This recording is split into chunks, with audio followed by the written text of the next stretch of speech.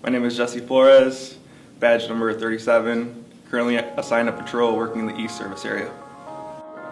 So you've been on the road for how long? With FTO, all together probably about 6 months. And how long have you been on your own, solo patrol?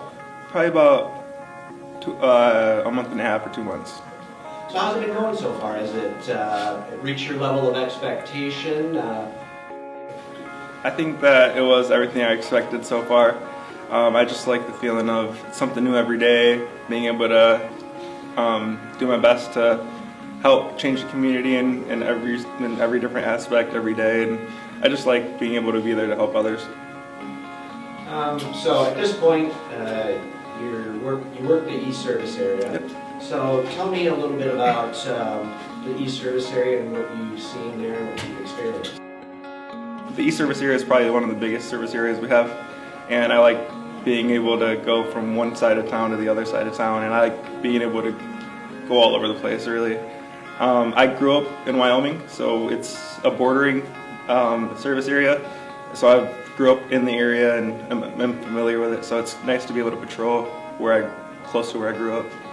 Tell me more about your growing up in Wyoming and why you decided to go down the path of law enforcement.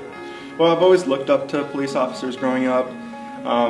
They're always kind of like a role model to me, so that kind of hit home since I was a little kid. And they would always hand out stickers, which is something I like to do now when I'm on patrol. If I see kids in the street and stuff, I like to stop and just talk to them in like a non-enforcement contact way and just ask them how school is going, how their day is going, and just be a positive role model like police were to me. So you had a pretty good arrest, your first day or first week on the road. Can you kind of talk us through what happened there and how you came upon this? Yeah, it was my second day solo patrol, and it came from my first actual solo patrol traffic stop. I was at Hall and Division. There was a vehicle in front of me. They failed to yield to a pedestrian at a traffic intersection. So I initiated a traffic stop from that. I searched the driver in our system, and I noticed that he had a warrant. So I took him into custody for that. I was going to tow the vehicle from our department policy. I searched the vehicle before I towed it, and I found a handgun under the driver's seat. And I also, after searching the rest of the vehicle, I found some drugs in there as well. So what kind of drugs? How much?